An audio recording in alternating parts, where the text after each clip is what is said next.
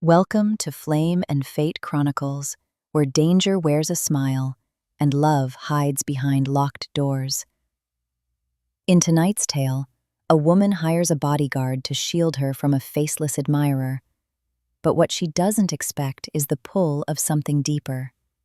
This is Shielded Hearts, a story of obsession, protection, and a love too strong to deny. The first time I knew something was wrong was the night of the gala. The lights at the Charleston Museum were soft, golden, and the air was scented with aged mahogany and over-poured champagne. I'd just finished giving my speech on the future of women in art curation when a server approached with a white envelope on a silver tray. "For you, Miss Maren." No name, no sender. Just a single line, typed in an elegant serif font on cream stationery. "You looked breathtaking in red." I glanced around the crowd, my heart skipping in a way that had nothing to do with attraction. Hundreds of faces blurred under glittering lights, all dressed in tuxedos and gowns. I folded the note quickly, slipping it into my clutch. Maybe it was from someone I knew, an admirer, a donor. Maybe it was innocent, but I knew better. The weight in my chest had become familiar over the last few weeks. The dead roses on my porch, the hang-up calls at 3 a.m., the email with no subject, and a photo of me leaving my yoga class. Still, I had said nothing, not even to Delaney. After the gala ended and the museum emptied, I drove home alone, heart racing every time headlights appeared too closely behind mine. My home, a Victorian fixer-upper with cracked paint and character, felt colder than usual. I checked the locks twice, then 3 times. I turned the porch light on and slept with it casting shadows across the hardwood floors. The next morning, I arrived at my gallery, and Delaney was waiting. "Okay, Isla, sit," she said, crossing her arms. "You've been twitchy for weeks. What's going on?" I tried to brush it off, but the dam cracked when she pulled the envelope from my purse. How did she even get it? "I saw it last night when I took your bag so you could go hug the board members." I sighed and sat on the velvet bench near the reception desk. "It's not the first thing." Her face paled. "You're being stalked?" I hated the word. It felt dramatic, too Lifetime movie, too real. "I don't know for sure," I whispered, "but I can't pretend it's not happening." That was the moment she insisted. "You're hiring protection. I'm not arguing. I already called someone." "What do you mean you called someone?" "He's ex-military, worked private detail for diplomats in Europe. Now he runs his own agency here in South Carolina. I trust him, and so will you." I groaned. "Delaney, I'm not a head of state." She leaned in. "You're a beautiful woman who's being watched by someone who isn't afraid to break boundaries. That's all it takes." The knock on my gallery office door that afternoon was firm, deliberate. When I opened it, I came face to chest with a man who looked like he belonged in a movie. Broad shoulders, black t-shirt stretched over a muscular frame, clean-cut beard, and the kind of eyes that didn't blink much. "Isla Maren?" he asked, voice low, calm. "Yes?" "I'm Cal Hart, your new shadow." Shadow? What was he, Batman? I blinked. "I didn't agree to hire anyone yet." "Delaney did. I don't work for her, but I trust her judgment. She said you'd be stubborn." He stepped into the room like it was already his. "Listen, I work off the clock until we sign a contract. I do this because most clients wait until something awful happens. You don't strike me as someone who likes regret." Rude, accurate. I studied him more carefully. He didn't fidget, didn't smile, barely blinked. I wondered if anything ever got past him. "What do you know so far?" I asked. "I've already reviewed your property. You live in a 2-story house, no security system, 1 broken motion sensor light, and your back fence latch doesn't close properly." My mouth fell open. "Have you been to my house?" "Perimeter only, no laws broken. But if I were your admirer, I could have climbed your balcony and watched you sleep by now." I went cold. His jaw flexed. "That's why I'm here." That night, he walked the property with a flashlight, adjusted the door locks, and showed me how to text him with a coded panic phrase if I was ever in public and scared. It was weird having a stranger in my space. I'd built this life to be independent, strong. I curated exhibits about feminist power and female legacy, and yet I couldn't shake the feeling that without Cal Hart, I wouldn't sleep tonight. Around midnight, I sat on the window seat in my bedroom, the moonlight spilling across the hardwood, watching the street for any sign of motion. A shadow moved. I flinched, but it was just Cal, standing across the street, hands in his pockets, looking up at the house, watching, guarding. The thing I wasn't ready to admit yet was this. The fear in me wasn't just from the man stalking me. It was from the way my heartbeat changed when Cal looked at me. It took less than 24 hours for my house to feel like it didn't belong to me anymore. The morning after Cal Hart arrived, I found him in my kitchen, already dressed in a black long sleeve, sleeves rolled to his forearms, brewing coffee like it was part of his contract. "Do you always wake up this early?" I asked, rubbing the sleep from my eyes. 5 a.m. is late for me." He handed me a mug before I could ask for one. How did he even know how I take it? "You grind your own beans." Keeps in a jar labeled "Do not touch, I mean it." I assumed that meant you care. I blinked. "You read my coffee labels?" "I read everything," he said without apology. I sipped in silence, my brain slow to catch up. "So what's next? Do I get a panic button, a trench coat, and sunglasses?" Cal didn't laugh. He never laughed. "I've installed cameras along the perimeter. Motion-triggered alerts come to both our phones. You'll keep yours charged at all times. Tonight, we upgrade your door locks." "Am I allowed to leave the house?" I muttered. "You're not a prisoner, Isla, but you are a target. Until we identify who's watching you, every movement outside these walls is a variable I have to account for."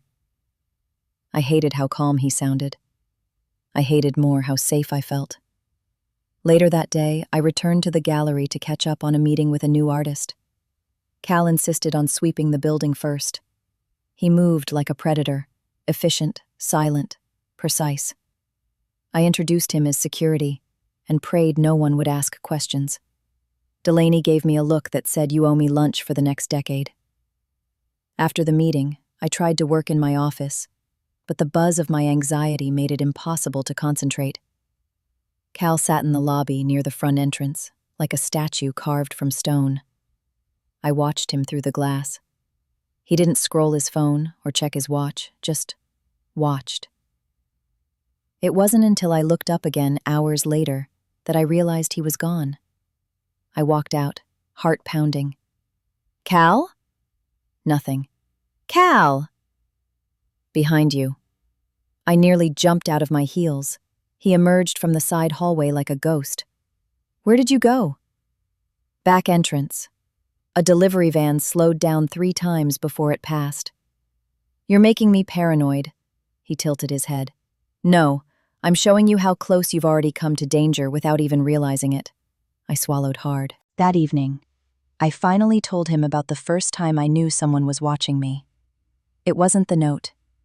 It wasn't the broken window. It was weeks earlier. I was walking to my car after a dinner downtown.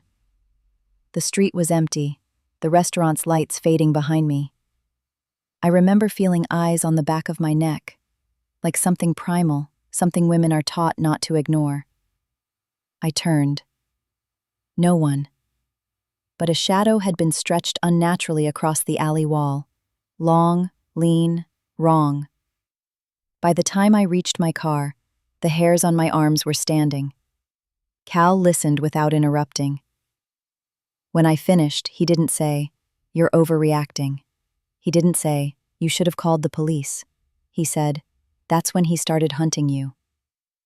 The next day, Cal installed new locks with biometric scanners. He moved like a machine, focused, determined, capable. I leaned in the doorway, arms crossed. "You always like control?" I asked. "It's not about control, it's about accountability." I tilted my head.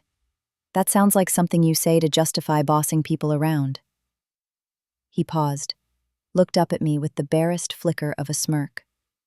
Not a real smile, just the ghost of one.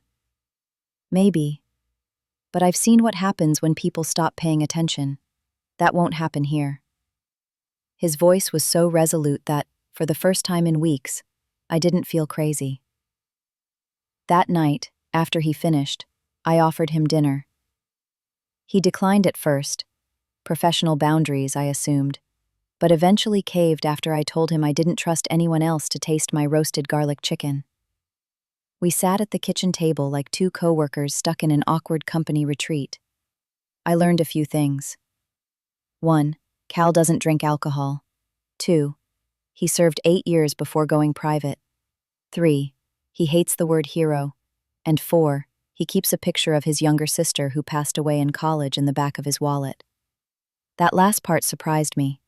I thought you were a machine, I said, teasing gently. He looked up. You want me to be, Isla. But I'm not. His words caught me off guard. Why would I want that? Because it's easier than trusting a man who might feel something. And if I feel something, you might have to admit you do too. The silence between us was suddenly charged. I cleared my throat. I'm going to bed. Cal stood too. I'll sweep the perimeter once more, then keep watch downstairs. Do you ever sleep? He shrugged. I'm used to going without. That night I left my door slightly ajar, not because I was afraid, because part of me wanted to hear him if he came up the stairs. It had been a week. A week of locked doors, silent watches, and the presence of a man who moved like he belonged to the shadows. Cal Hart had become a part of my home in a way I hadn't expected, less like a guest, more like an immovable pillar holding up my fragile sense of safety. Still, something had shifted, not in him, in me. One evening, I passed by the guest room and saw his boots neatly by the door. His duffel bag was tucked under the bed, and a single black shirt hung from a chair. The room was simple, stoic, controlled, just like him. I paused. There was something oddly intimate about seeing someone's life reduced to so little, like peeking behind a curtain you weren't supposed to touch. That night, I couldn't sleep. The shadows on the ceiling pulsed with every creak of the house. I tossed, I turned, I threw the covers off, then pulled them back up. My throat felt tight, my chest tighter. Panic was creeping in. I reached for my phone, intending to call Delaney, but instead, I texted a single word. Cal? Seconds later, a knock at my door. I opened it to find him standing there, backlit by the hallway light, barefoot, but fully alert. I'm sorry, I shouldn't have, I began. But he stepped in, quiet, steady. Talk to me. I hated feeling small, hated it even more when my voice shook. Sometimes, I can't breathe. The silence turns too loud. I start remembering the roses, the phone calls, the broken window, and I wonder, what if next time he comes in while I'm asleep? Cal said nothing. He just crossed the room and sat in the armchair near the window. I'll sit here until you fall asleep. You don't have to. I know.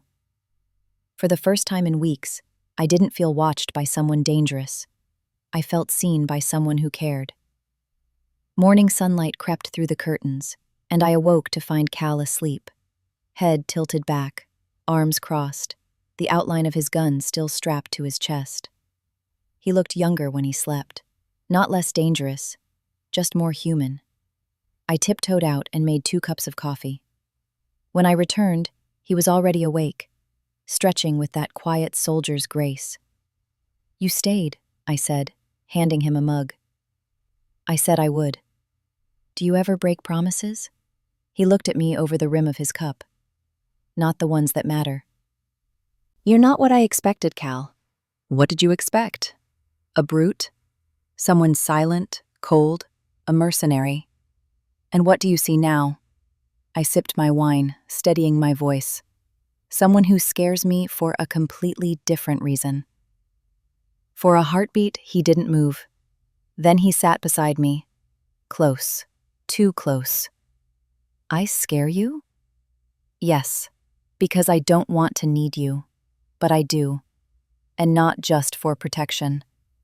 That silence again, electric, waited.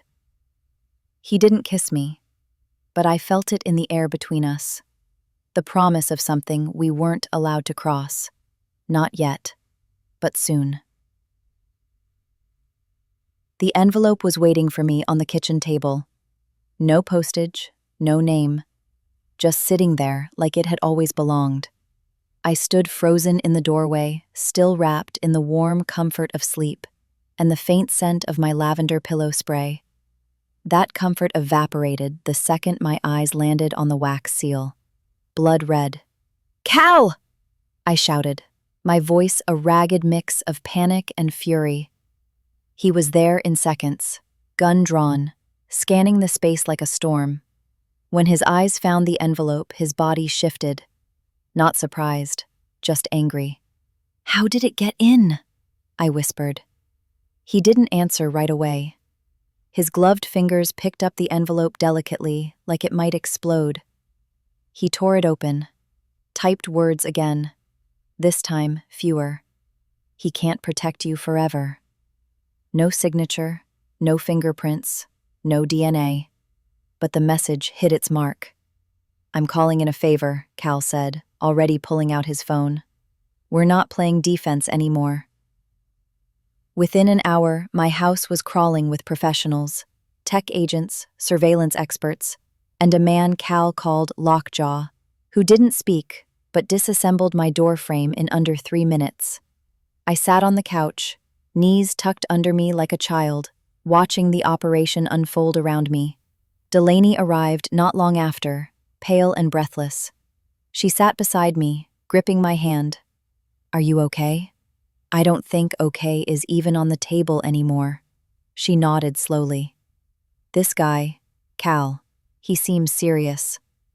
I glanced toward the window, where Cal was reviewing footage with 2 other men, pointing sharply to a timestamp. "He is," I whispered, "almost too serious." "Have you gotten close?" I blinked. "What?" "I see the way you look at him, Isla, and the way he looks at you. Like if anyone so much as touches you wrong, he'd burn the city down." "I can't. He's complicated. Most men are. The good ones just carry it better." I wasn't ready to admit that I'd already dreamed about him. Once, maybe twice. Cal holding me, whispering things no one ever had. That night, I stood in the doorway of the guest room. He was sitting on the edge of the bed, cleaning a sidearm with surgical focus. A small lamp lit his face from the side, casting shadows that made him look like he belonged in a noir film, gritty, unshakable, and beautiful in a way that felt dangerous. "You okay?" he asked without looking up. "Not really," I said softly. "You?" "Angry." "At me?" "No," he said, finally looking up. "At whoever thinks they can reach you and live." His words weren't dramatic. They were a promise. I walked into the room and sat beside him. "Tell me something real, Cal. Not professional, not tactical. Just real." He paused, then almost reluctantly. "I used to love jazz, before the war. Before everything got loud." I smiled, surprised. "Really?" "Yeah. Coltrane, Davis, even the moody stuff, Bill Evans. It made the world feel less sharp." "Do you still listen?" "Not in years." "Why not?" He looked down at his hands, flexed them once, like he was trying to remember how to hold something delicate. "Because music reminds me I used to be someone else." I touched his hand. "Maybe you still are." He didn't move, but he didn't pull away either. The next day, the footage review team found something. "Look at this," one of the techs said, enlarging the screen. It was from 2 nights ago. A car parked 3 blocks away from my house. The camera only caught it for a second, but Cal leaned in, watching it over and over. "He's casing you," he muttered, "timing your habits, testing your defenses. Can we get a license plate?" "Already blurred. This guy knows what he's doing."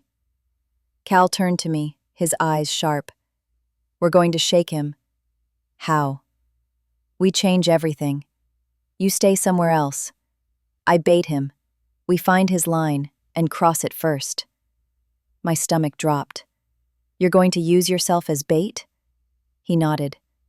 "You're the one being hunted, but now he's the one being watched." That night, I packed a small overnight bag.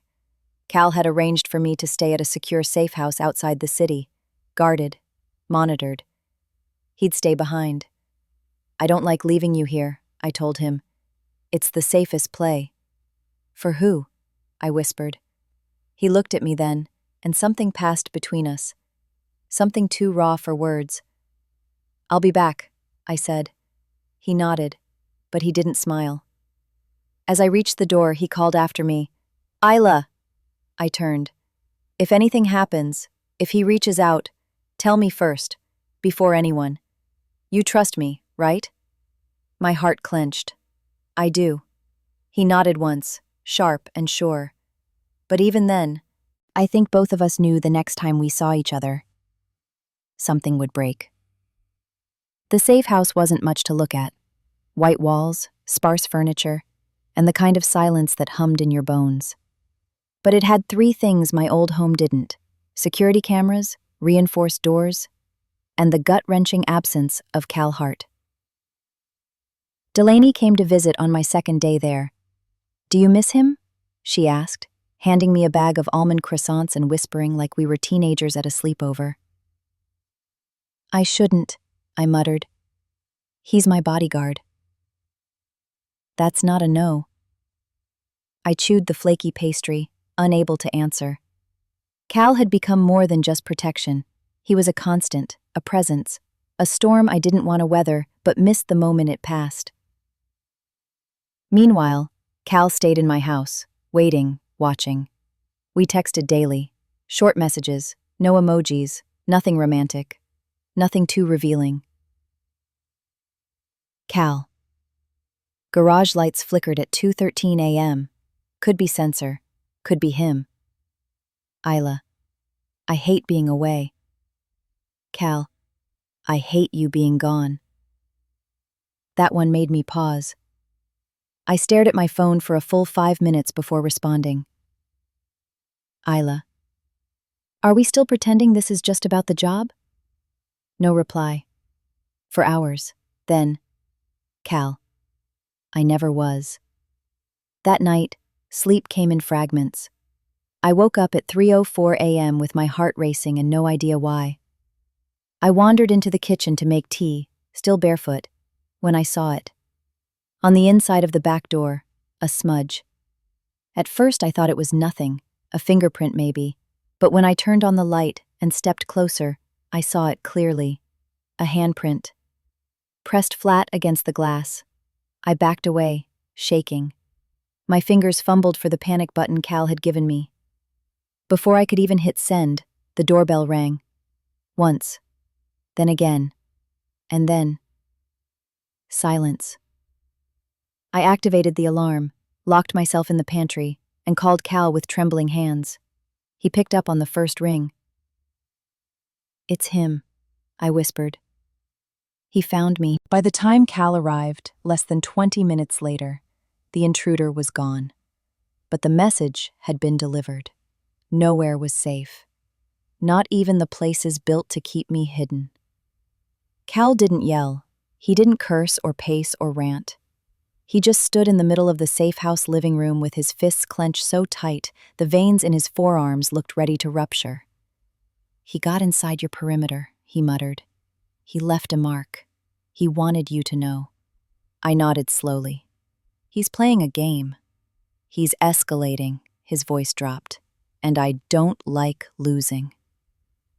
We drove back to the city that night, together.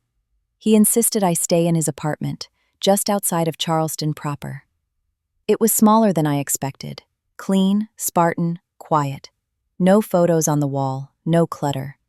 Just a worn leather couch, a coffee pot, and a shelf stacked with military novels and jazz records. "You weren't kidding," I said, running a finger over a Coltrane sleeve. He half smiled. Some things still matter. Later, after I showered and changed into one of his oversized shirts, we sat on the couch in silence. The kind of silence you could fall into if you weren't careful. "I'm scared, Cal," I said finally, but not just of him. His eyes met mine, steady and calm. "What else?" "I'm scared of needing you." He said nothing.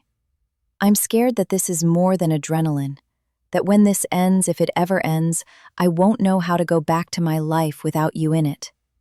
Still, he said nothing, so I stood. I should go to bed. But as I turned, his voice stopped me. "I'm scared too." I turned back. "Scared that I'll fail again, that you'll get hurt because of me, that I'll get too close and I won't be able to walk away when the job's done." The words hung between us, fragile and hot. "Then don't walk away," I whispered. I expected him to move, to reach for me, to finally close the distance between us. Instead, he stood, walked to the window, and said the last thing I expected. "I found his name." My breath caught. "What?" "Your admirer, your stalker. His name's Ronan Tate." The name Ronan Tate hit like a cold wave down my spine. It was a name I hadn't spoken in years. A name I'd buried along with the uncomfortable memories of wine-soaked galas and his too-tight grip on my waist. "He was a donor," I whispered, "a big one." Cal's jaw clenched. "And you were close?" "Not by my choice. He was pushy, entitled, called me his muse once." "Did you date him?" I shook my head. He mistook politeness for permission. When I turned down his private dinner invites, he threatened to pull funding from the gallery. I reported him to the board. They said to keep things civil. Cal's face darkened. "He's escalated, from rejection to obsession." I nodded slowly. "He's always had money, power, and now, time." Cal's team went into overdrive. Background checks, phone traces, financial surveillance. We learned Ronan had recently sold a stake in his tech startup. He'd gone off the radar 6 months ago, just around the time the first strange note arrived. "He's been planning this," Cal said grimly. "But why now?" "Because you said no, and men like him don't forgive rejection. They punish it." The next gallery event was 2 days away. I'd already canceled my appearance, but the board insisted on using my name for the campaign. That was when Cal made the call. "We used the event to draw him out." "Are you crazy?" I said. "You want me to stand on stage like bait?" "We'll control everything. Entry points, exits, staff. You won't be alone for a second. And if he comes armed, then I'll stop him before he ever gets close." I hesitated. "This is dangerous." Cal stepped closer, his voice low and final. "It's the only way to end it." The night of the gala, I wore red, a sharp, fitted dress with a high slit and even higher neckline, elegant and unapproachable. My hair was slicked into a chignon. My heels clicked across the marble floors like a metronome counting down a clock I couldn't see. Cal stayed in my earpiece, guiding me step by step. "You have eyes on every exit, 2 backup men in the crowd. You're covered." "Where are you?" "Watching you from above." I scanned the crowd. Glittering donors, tipsy art critics, wealth and wine, and then I saw him, Ronan Tate. He wasn't hiding. He stood near the center of the room, arms casually crossed, wearing an expression that dripped entitlement. He raised his glass to me. "Cal," I whispered, "he's here." Ronan made his way toward me slowly, confidently, like this was a reunion, like he wasn't the man who'd been breaking into my life piece by piece.